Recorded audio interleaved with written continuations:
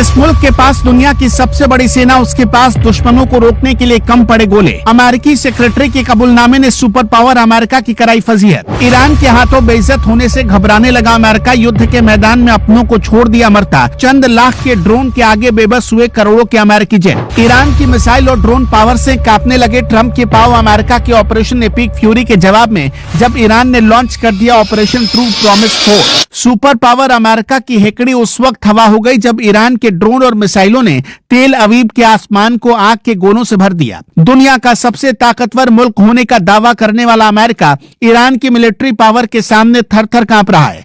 डर सबको लगता है और गला सबका सूखता है वाली कहावत आज अमेरिका पर बिल्कुल सटीक बैठ रही है। अमेरिका के secretary of state Marco Rubio ने खुद ये कबूल कर लिया है कि उनकी हालत पतली हो चुकी है। रूबियो का कहना है कि अमेरिका हर महीने सिर्फ 6 से 7 इंटरसेप्टर ही बना पा रहा है, जबकि दूसरी तरफ ईरान की फैक्ट्री हर महीने 100 से ज्यादा मिसाइलें और हजारों सुसाइड ड्रोन उगल रही है।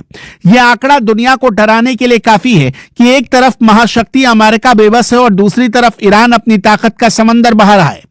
मार्को रूबियो ने अमेरिकी कैपिटल में एक ब्रीफिंग के दौरान साफ कहा कि ईरान 1 या 1.5 साल के भीतर इम्यूनिटी की लाइन पार कर लेगा। इसका सीधा मतलब यह है कि ईरान के पास इतनी छोटी दूरी की मिसाइलें और इतने ड्रोन होंगे कि दुनिया की कोई भी ताकत उसे रोक नहीं पाएगी।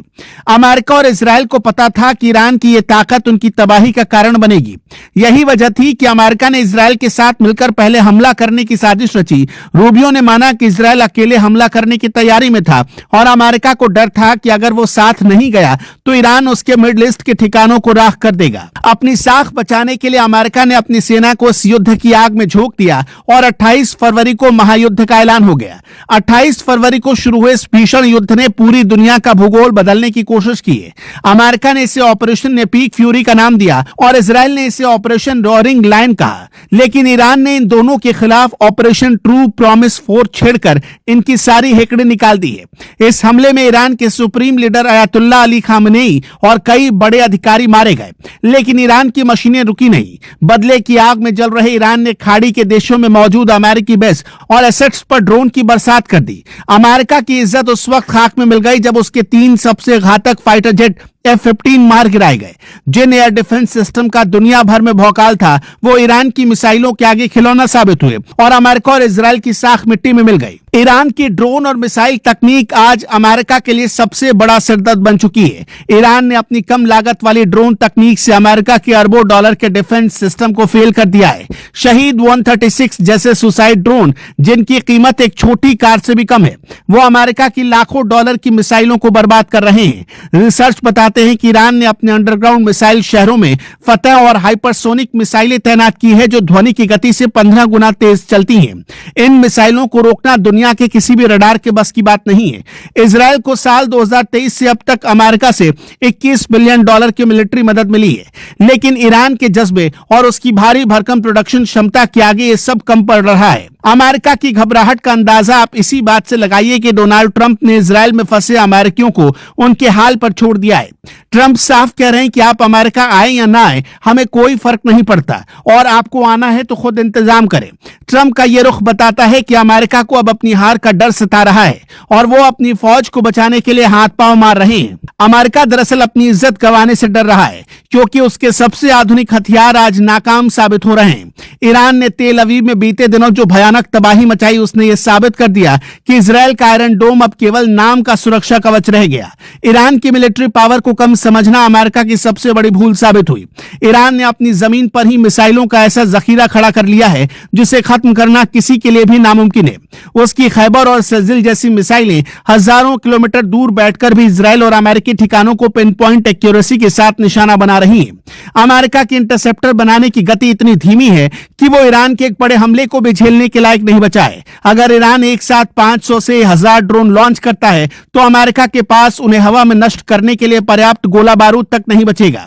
यही वो पॉइंट है जहां अमेरिका की सुपर पावर वाली इमेज पूरी दुनिया के सामने तार तार हो रही है। और ऐसा हम नहीं कह रहे, ऐसा अमेरिका के लोग ही कह रहे हैं और इसी बात का डर खुलकर बाहर आ रहा है। इजराइल के आयरन डोम और अमेरिका के patriot missile defence system Iran के झुंड यानी स्वार्म ड्रोन हमलों के सामने पूरी तरह फेल हो चुके हैं। जब सैकड़ों ड्रोन एक साथ आसमान में आते हैं तो रडार उन्हें ट्रैक करने में कंफ्यूज हो जाते हैं। ईरान ने अपनी इसी सस्ती और लेकिन जानलेवा तकनीक से वॉशिंगटन के होश उड़ा दिए हैं। तेल अवीव में मची तबाही ने यह साबित कर दिया कि अब युद्ध केवल महंगे हथियारों से नहीं बल्कि स्मार्ट और ज्यादा क्वांटिटी में बनाए गए हथियारों से जीता जाता है। ईरान ने पिछले कुछ सालों में अपने मिसाइल रेंज को इतना बढ़ा लिया कि पूरा यूरोप और पश्चिम के तमाम देश उसकी जद में। अमेरिका को डर है कि अगर यह युद्ध और खिंचा तो उसकी पूरी इज्जत और दुनिया पर पकड़ हमेशा के लिए खत्म हो जाएगी। ईरान की ताकत का असली राज उसकी आत्मनिर्भरता और घरेलू तकनीक में है। ईरान ने इसी भी चालाकी दिखाई है। अमेरिका और इजराइल को उसने दो तरफ से उलझा दिया है। एक तरफ से हिजबुल्लाह और हमास को एक्टिव कर दिया है और दूसरी तरफ से वो खुद हमले कर रहा है। सालों की पाबंदियों के बावजूद ईरान ने जो ड्रोन पावर हासिल की है वो रूस और चीन जैसे देशों को भी हैरान कर रही है।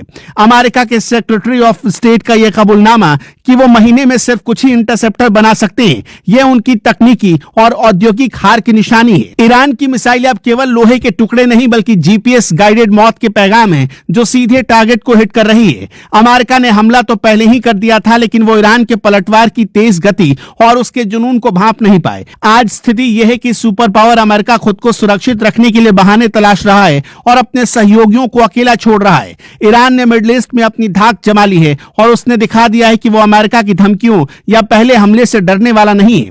ऑपरेशन ट्रू प्रॉमिस 4 के तहत ईरान ने जो जवाबी कार्रवाई की उसने अमेरिका और इजराइल के गठबंधन की नींव हिला दी है। अपनी साख बचाने के लिए अमेरिका चाहे जितने दावे करे लेकिन हकीकत यही है कि वो ईरान के ड्रोन के शोर से कांप रहा है।